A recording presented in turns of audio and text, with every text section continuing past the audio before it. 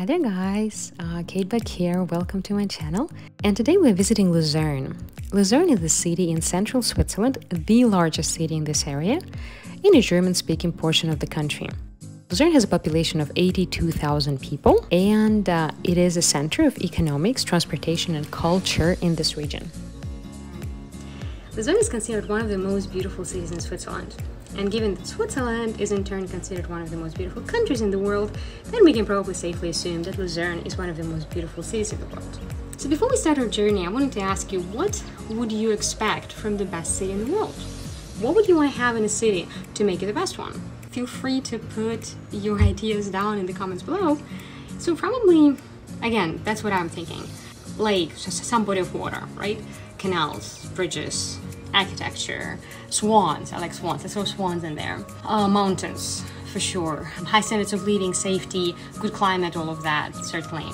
Fountains. What else? Yeah, all of that. And if you think of more, please put in the comments down below. So we'll see whether Lucerne actually meets all of those expectations.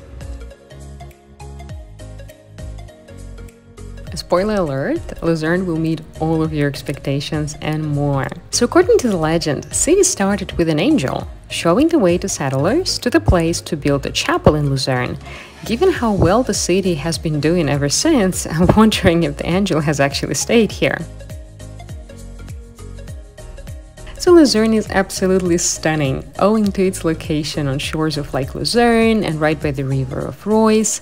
Within the site of mountains Pilatus and FREDJI of the Swiss Alps, Lucerne has long been the destination that is popular with tourists. It already has been very popular since the times of Queen Victoria, who actually visited and marveled the city in 19th century. Lucerne has been a commercial center of Transalpine trade since 12th century. Due to its location on the trade route connecting the Upper Rhine Plain and Milano, this trading route boomed right up until 17th century. Lucerne was also a regional market town, and weekly markets on Tuesdays are here to this day. Surrounding farmers and craftsmen have supplied townspeople with necessities for centuries. Now we're standing on Strasse Bridge. It was built in 1408 and is an entirely original construction today. It got its name Strasse Brücke because of the shaft from nearby city mills that was poured over the edge of the bridge into the river. Here we have the roof panels that consists of the paintings of Caspar Megliner. This sequence of paintings called Dance of Death. They were created between 1625 and 1635, showing how plague affected all levels of society. This cycle of paintings show how rich and poor fell victims to disease and subsequent death. It is one of the masterpieces of Swiss late Renaissance paintings.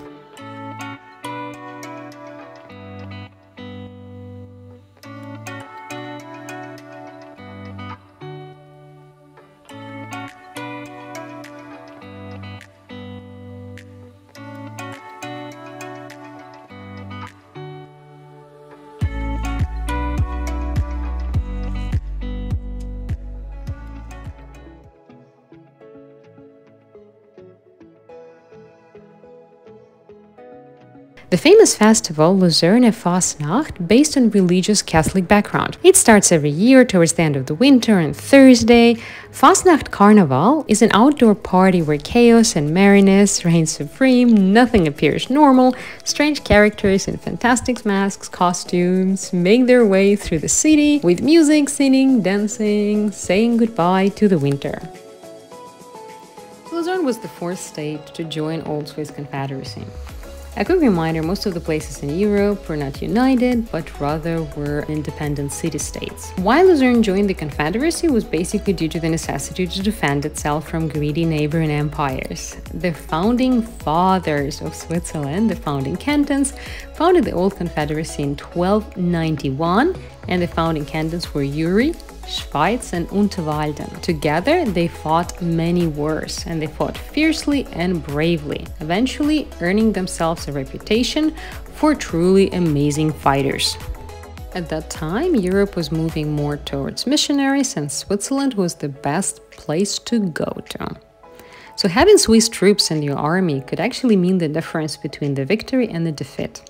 That branched out into a new sort of industry with elite bodyguards for royal courts all over Europe. Swiss guards were sought after for their loyalty, honor, and unparalleled ability to fight. Lucerne was one of the key places for missionaries.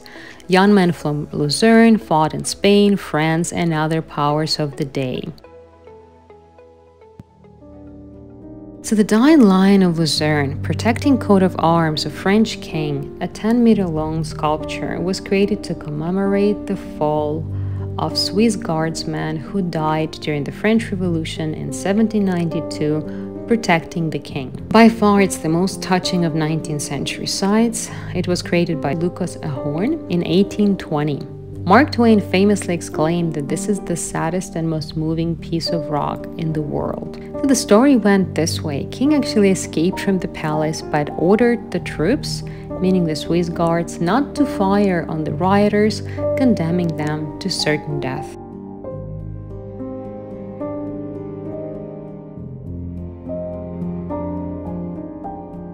The tradition of Swiss guards is alive today, with pontifical Swiss guards that are still serving the Pope to this day.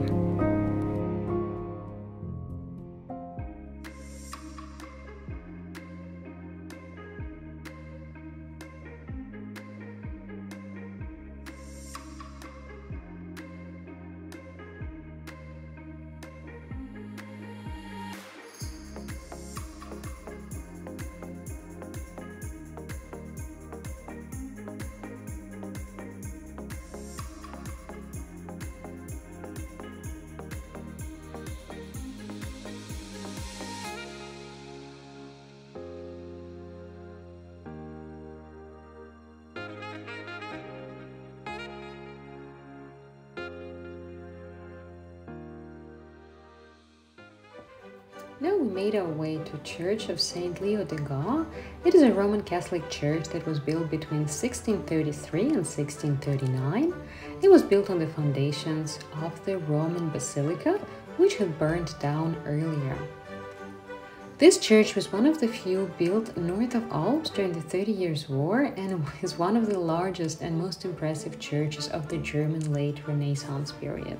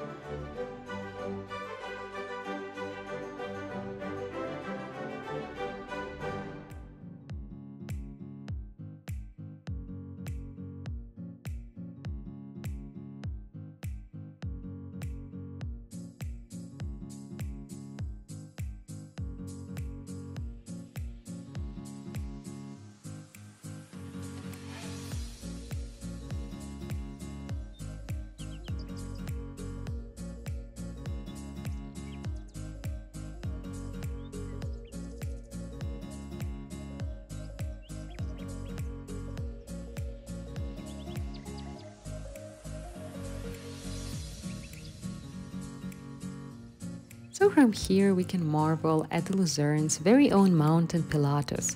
Pilatus is one of the most legendary places in central Switzerland and arguably one of the most beautiful. On the clear day from the top of the mountain, you will be able to see a panoramic view of 73 alpine peaks. As for legendary stories, that refers to the name of the Pilatus. So the mountain was named after the Roman prefect Pontius Pilate, whose dead body, according to the legend, was discarded into a lake on top of the mountain. The mountain is one of the tallest in the region, at the height of 2,132 meters.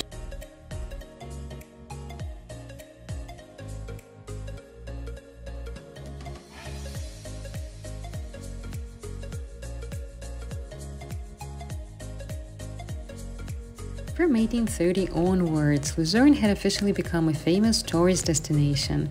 The lake, the easily accessible mountains, and some of the earliest mountain railways that were built here made it a favorite destination for many.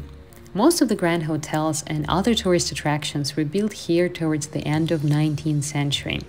Many of them are still in use today. In 20th century, Lucerne developed into a vibrant center for tourism and music. In the realm of culture, Lucerne is famous for hosting the second largest and loudest Swiss carnival, but also a Lucerne festival for classical music. The festival enjoyed a huge international renown, particularly due to Claudio Abbado, who was a head conductor from 2003 to 2014.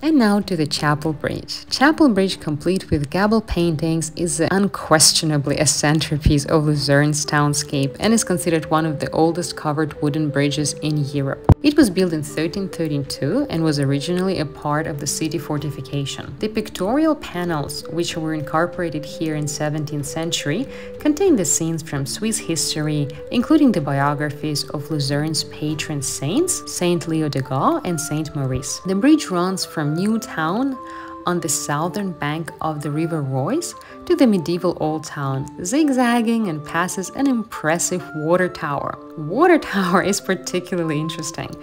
Lucerne's water tower is this octagonal tower with over 34 meters in height.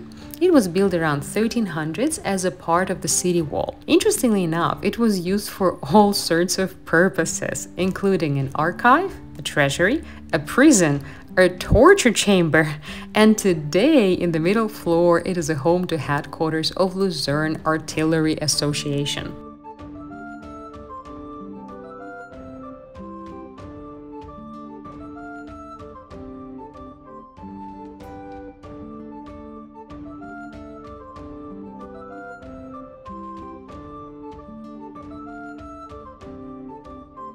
And now to one of the prettiest churches in Lucerne, Lucerne Jesuit Church.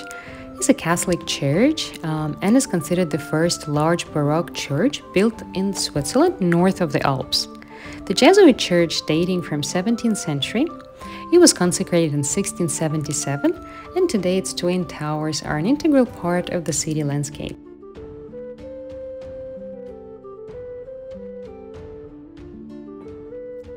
To Lucerne City Hall.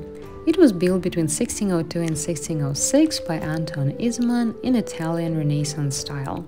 The open arcades facing the Royce still serve today as weekly marketplace. The current Schutte Hall, right above, was earlier a trading goods store and today is used as a concert and exhibition hall.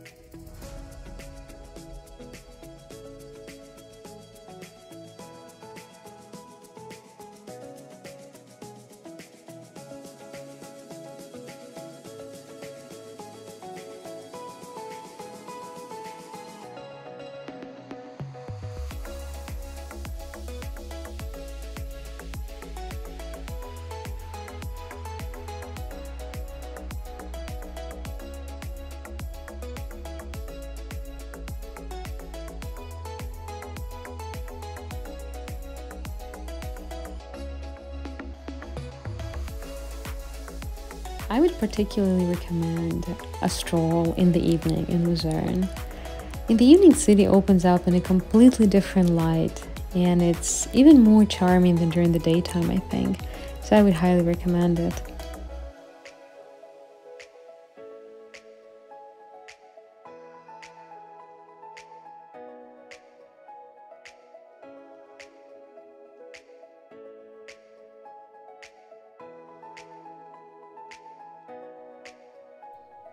So now the first part of Lucerne is coming to an end. If you enjoyed the video, take a look at the second part of the Lucerne. There's so much to share about the city that it did not fit into one video. So if you did enjoy it, check out the part 2. Other than that, thank you so much for joining me on this trip. Hope to see you again. Subscribe if you like the content, like if you like the video, and hope to see you again soon.